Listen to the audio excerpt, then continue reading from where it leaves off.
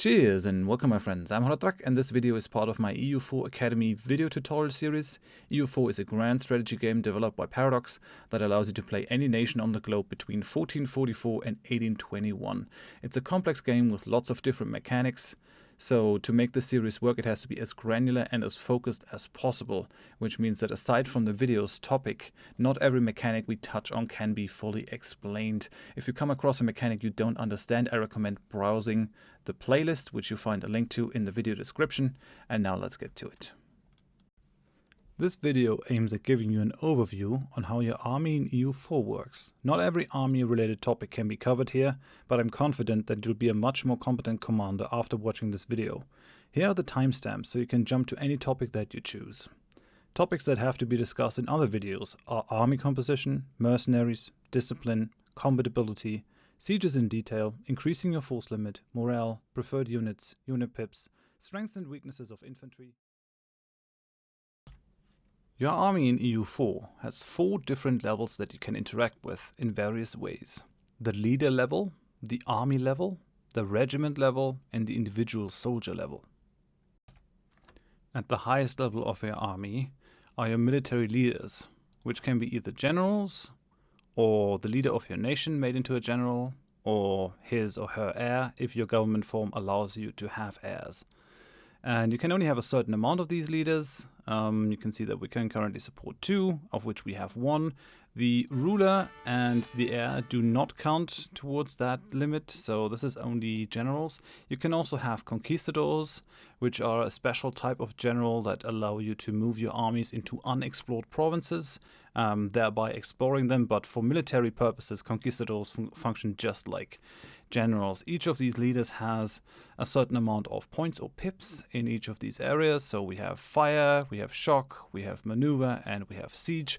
I will go into these in another video, but generally the more points in a certain area the better. How many they get is dependent on your army tradition, and in case of the leader it is also dependent on their military skill. So higher military skill rulers will also make better generals, which is pretty nice. Making your ruler or your heir into a general does increase their risk of dying, which is generally not something that you want, and it will also reduce your stability if your ruler dies in battle. On the second level are the individual armies of your country, and this is the main way to command and interact with your army in EU4. Like this is an army, this is an army, this is 2 armies technically, even though it's just single regiments. And each of these armies can be given a leader by clicking on this here and assigning a leader. So I can, for example, assign our ruler here, and I could switch back to our general, or I could just go for no leader, taking these away.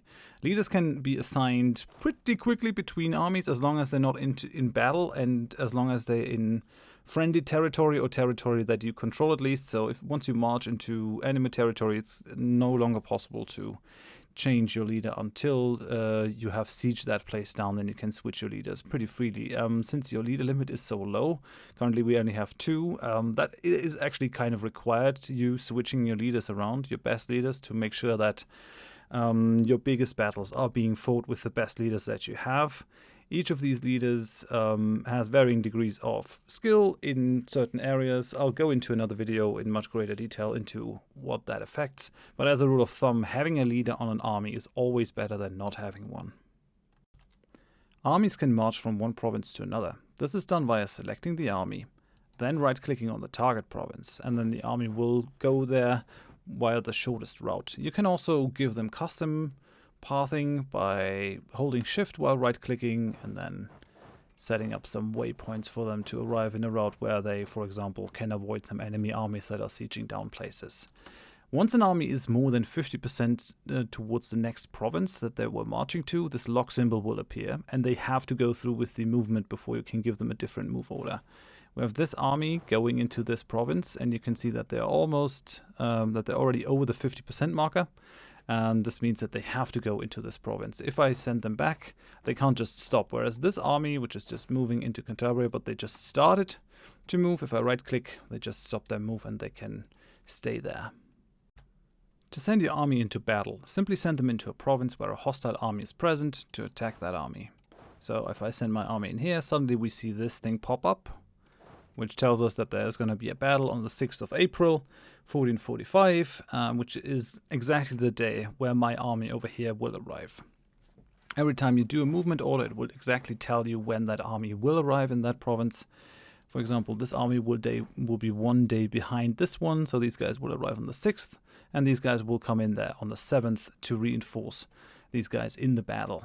This will make us the attacker going into that province and attacking that army, unless this were our fort.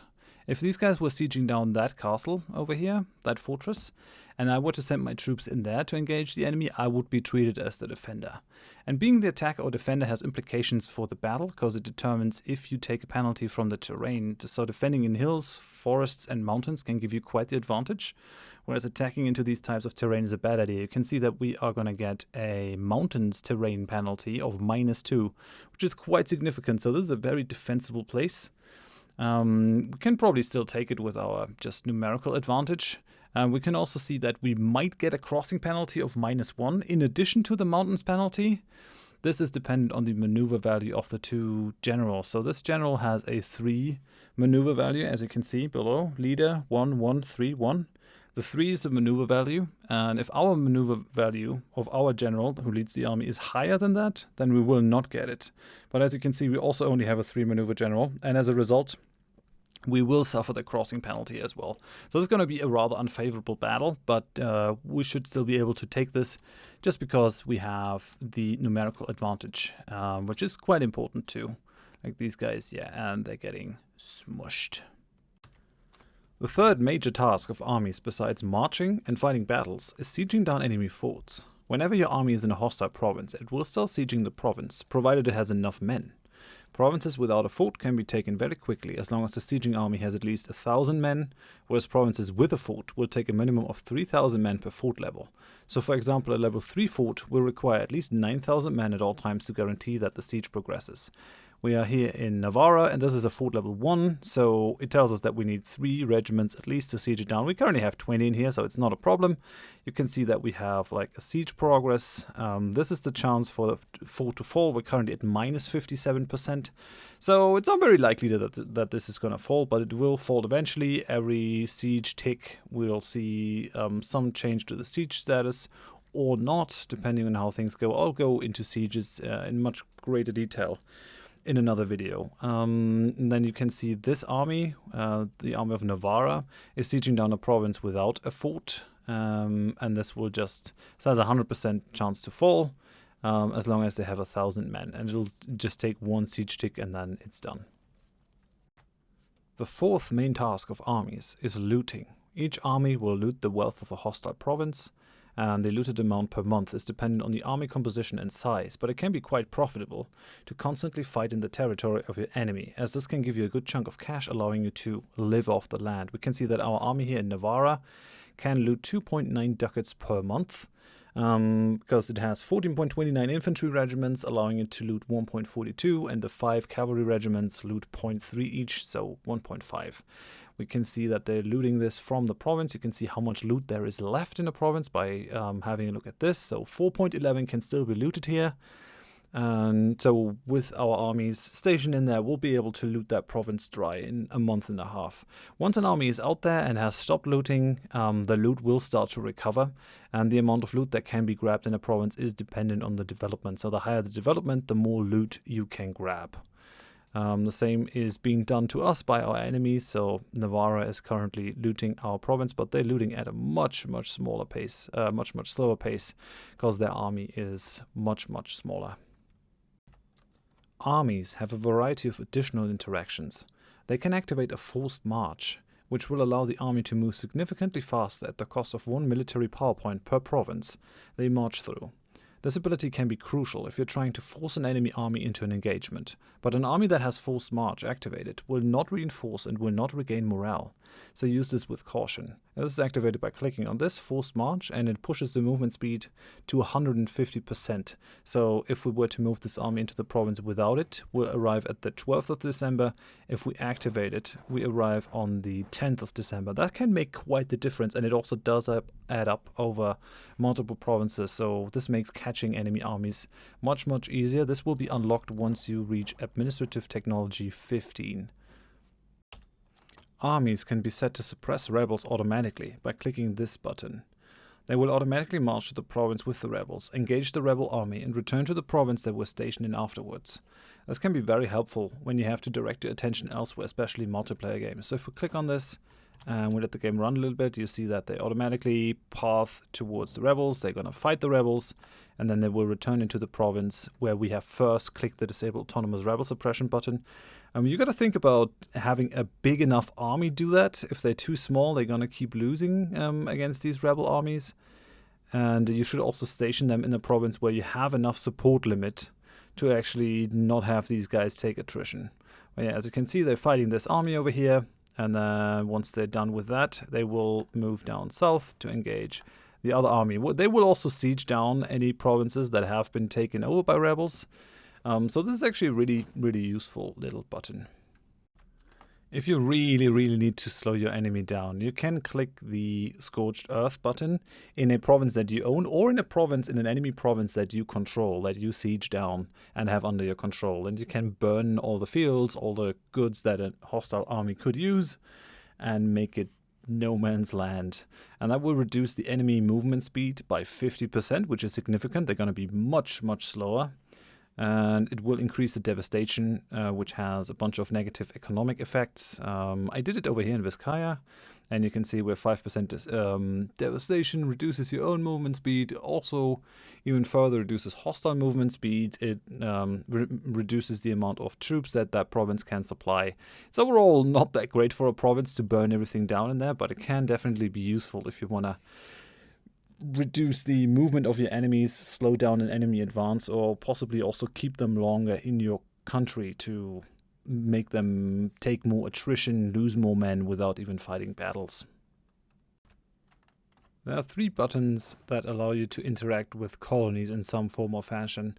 So the first button is the burn down colony. I'm in a war with Great Britain. This is a British colony that I have sieged down and now control. With that, I can just decide to burn the colony fully. The difference between a colony and a province is that a colony is below 1,000 population. You can see that we have 895 English settlers here. Once it reaches 1,000, it just becomes a normal province. Then I won't be able to burn it down any longer. But now I can do that and just settle it myself if I want to. So we'll try that here. So now the colony is gone. All the settlers are dead or sent home. All the buildings have been burnt down. And now what I could do is I could just send a settler of my own in here, and that becomes settleable land again.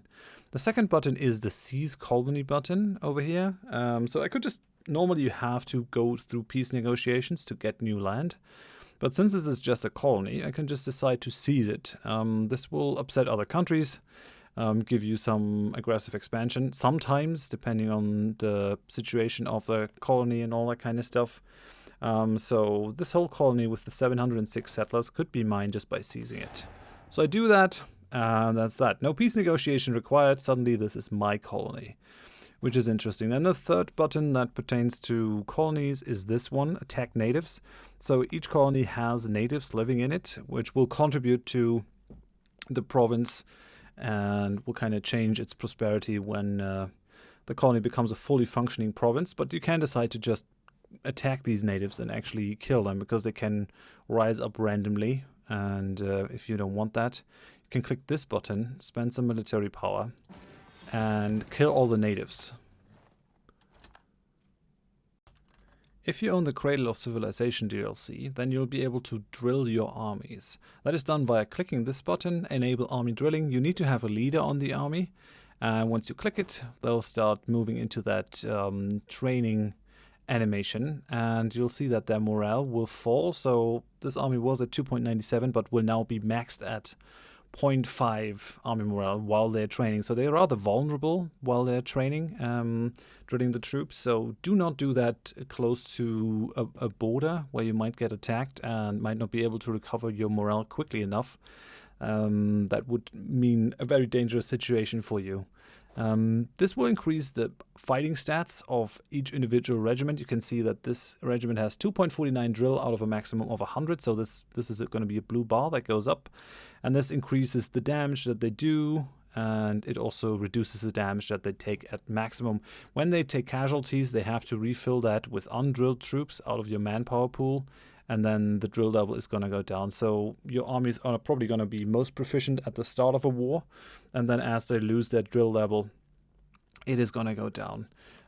It would also, drilling your armies, having them drill regularly, will also increase your national army professionalism, which gives you various benefits like being able to build supply depots, being able to refill the garrisons, gaining manpower when disbanding regiments that go back into your manpower pool, having the reduced morale damage taken by reserves in a battle, and then being able to hire generals at a 50% military power cost. So as this goes further, your army becomes better and better, and that is also done by drilling these armies. The more of your army, of your full army is drilling, the faster your army professionalism goes up. Let's talk quickly about these two buttons. So we have the build supply depot, which is connected with the army professionalism, and it will allow you to build basically a station or headquarters in a province, increasing the amount of troops that you can support in there by 50% supply limit modifier. And it will also allow you to reinforce your armies and like refill regiments that have taken casualties as if it were your own territory. So you can do that in territory that you've just sieged down but don't really own. This can give you a good way of refilling your armies when you're out in hostile territory. And then the other one that you can do if your army professionalism is high enough is refill garrison. So you can refill a local garrison with manpower from this army's infantry. What does that mean? We've sieged down this fortress in Navarra, and you can see that garrison currently is 1,000 men. That's not a lot. If an enemy army were to move in here, and this castle only has a garrison of 100 men, they can take it very, very quickly. Now, it's not as important to hold a level 1 fort, but let's say we take Labour from England, and then we want to move on and maybe siege down the Normandy. Then what we can do is we can just send some troops from our army to garrison that place and immediately fill that up to 2,000 men garrisoning it and forcing the enemy to fully siege it down. This will grow naturally, but not at a very fast pace, especially not in places that you have just occupied. So having that option is good. It's a bit of a fringe option. I'm not using it all that often, but it can definitely be useful if you need to move an army away from a siege down fortress that you need to hold, but where you really have to leave it behind you. Armies that are in the territory of a hostile country will get exiled when you make peace with that country. This is also called getting blackflagged. An exiled or black-flagged army will not be able to siege, fight, or loot until they either return to a friendly province or a friendly transport ship. Exiled armies can go through any territory without needing military access, but will still take attrition and cannot be merged with non-exiled armies. If you have armies in provinces that are not yours or that of your allies when declaring a war, those armies will also be exiled. So we can make peace here with Navarra, and we'll just go for a white peace, so that they keep this province, and you see that my army will be black flagged in a second. Okay, so you can see this black flagged unit is in exile and is heading to safer land. Now, interestingly enough, we could actually move them all across Europe into basically any province without needing military access, but they wouldn't be able to engage or to fight or do anything until they move back into our own land, which they do, and now the black flag is gone. This will also prevent me, for example, from asking Aragon for military access when they're not my ally, and just station them over here on the borders and then attacking France. I would get black flagged if I did that. Let's move on to the third level of your military, the regiments. In EU4, all armies consist of regiments, and each regiment has a maximum strength of 1,000 men. Regiments can be moved freely between armies, and you can have as many armies as you want to. There are no restrictions, though there are restrictions on the total amount of regiments you can have, but I'll make a separate video about that. So you can see we have those regiments making up this army over here that's stationed in Toledo. A bunch of infantry regiments with a full strength of 1,000 men. We can move them back and forth however we want to. We can move these guys over. Then we could make another army. So you can basically build the armies however you want. You do have the limit on the amount of regiments that you can have over here, the force limit, which is 28 for Castile at this point. If we go over that, it becomes prohibitively expensive at some point.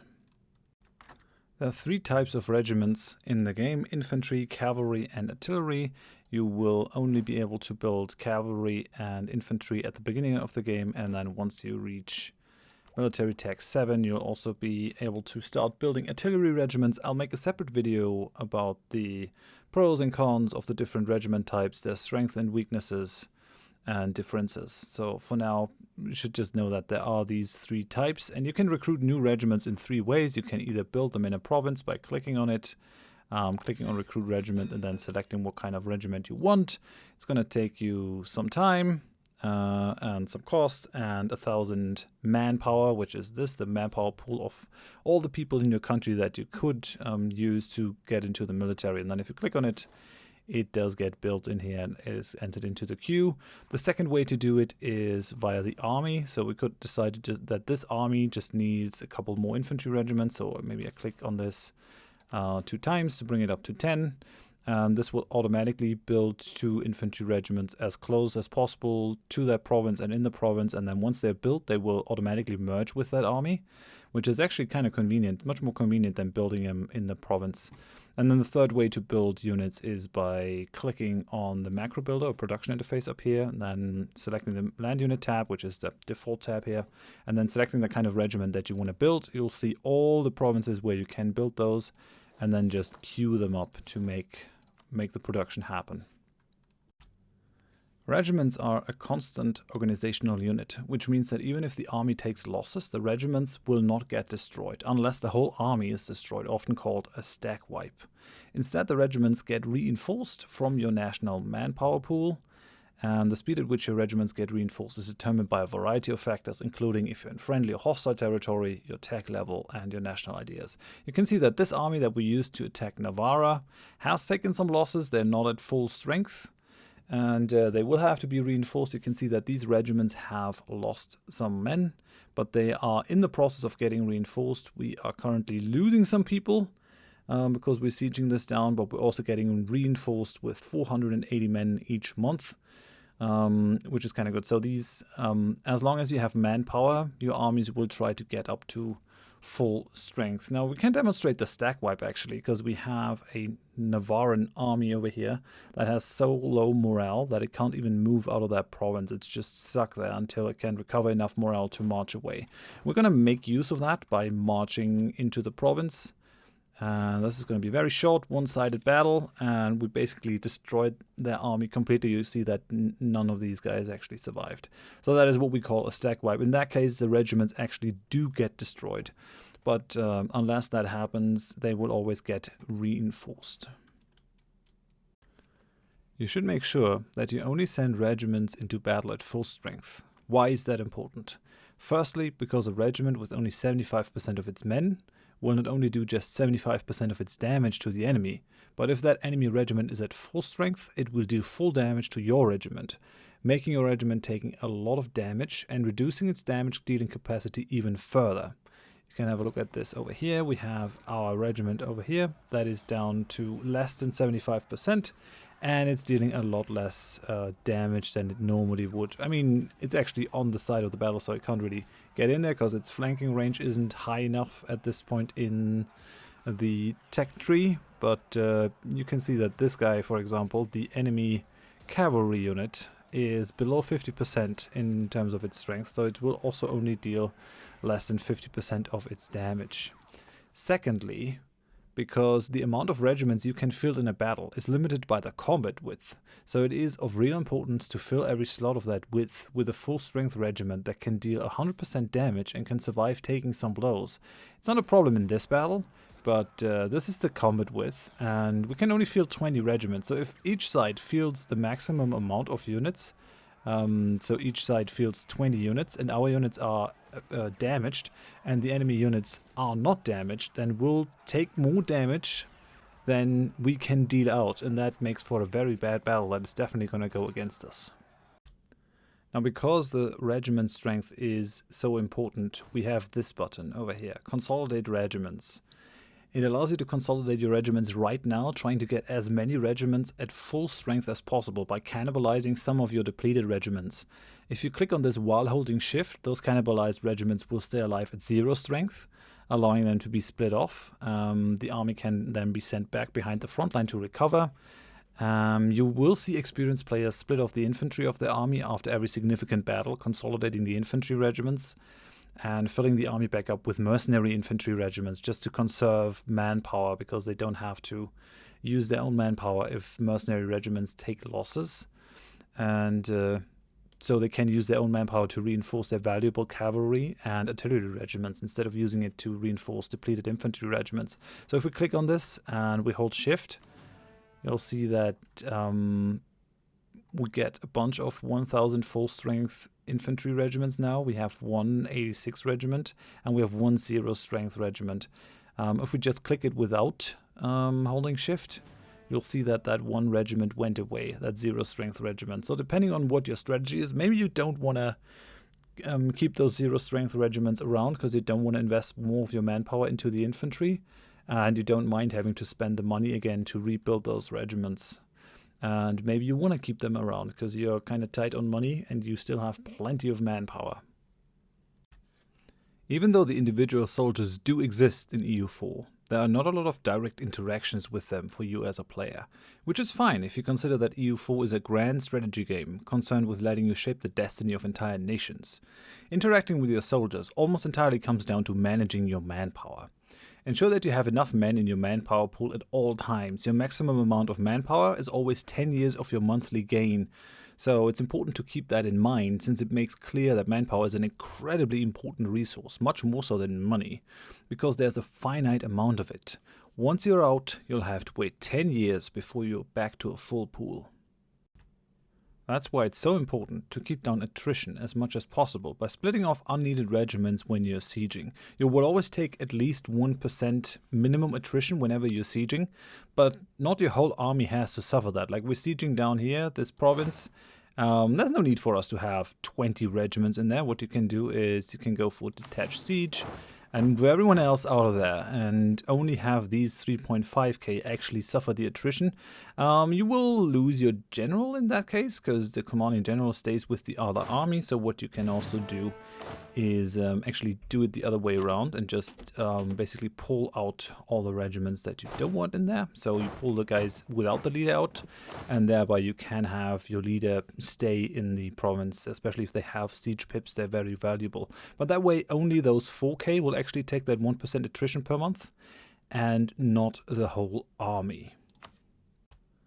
Being aware of the supply limit in every province you send your men to is very important if you want to conserve manpower. So here we're in the province of Moskva, we're at war with the Muscovites, we're Lithuania, and this province only has a supply limit of 14, and we have a bunch more regiments in here, which means that our guys are actually suffering a bunch of attrition because the unit weight is 24.1 and the supply limit is only 14.14. So we're suffering all in all a total of 5% of our total manpower each month in here. That is gonna suck, and it's gonna drain our manpower supplies very, very quickly.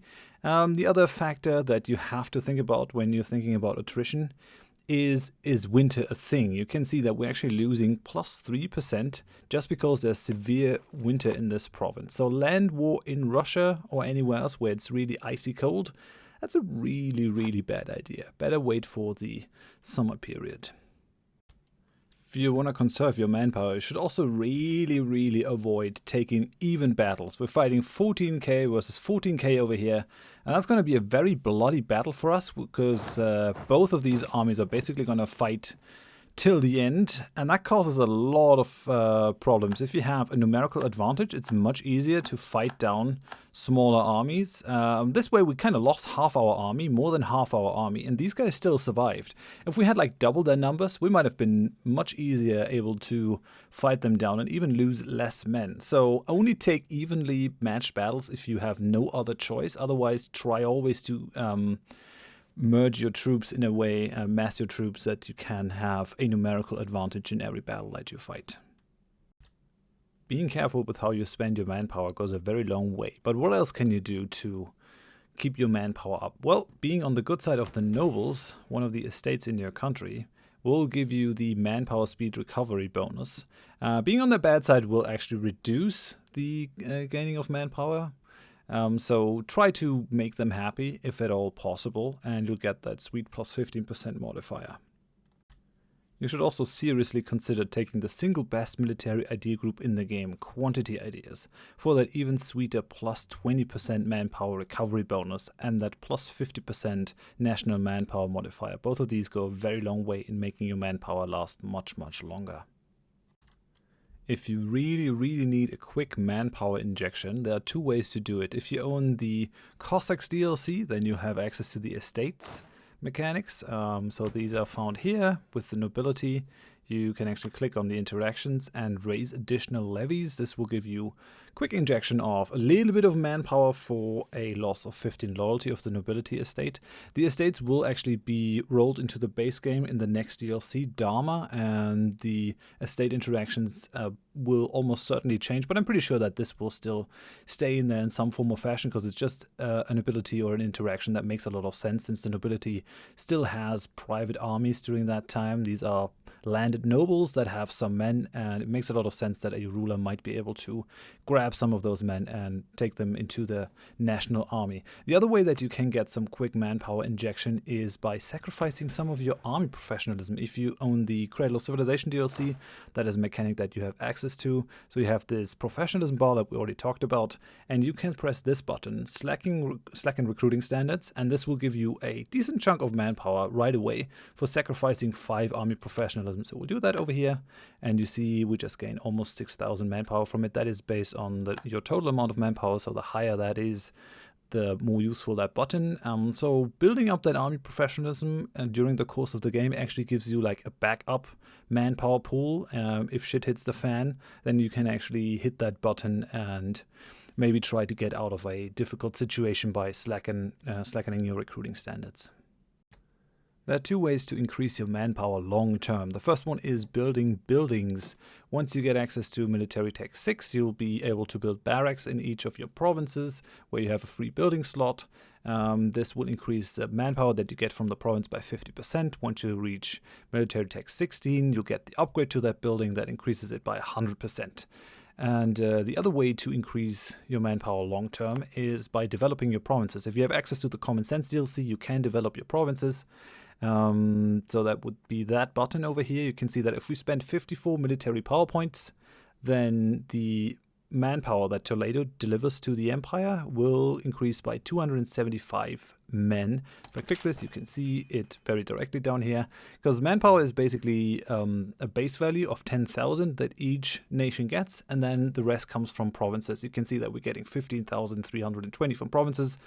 The provinces themselves, they do get modified by autonomy, so 7% of that manpower that we would get from this province with the 7% autonomy does get eaten up, so we're not quite getting the full manpower from that province, but we're getting the main amount from our capital, and autonomy can be reduced in various ways. There will be another video that talks about that. But yeah, building buildings and developing your provinces. The other way that you can increase your manpower long term is by conquering additional provinces from your neighbors.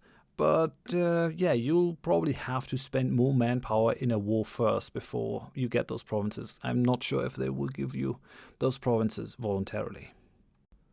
And should you finally run out of manpower, even after exhausting all your options, like I've done over here with Prussia, then you can always hire mercenaries and let them do the dying in exchange for a pretty penny.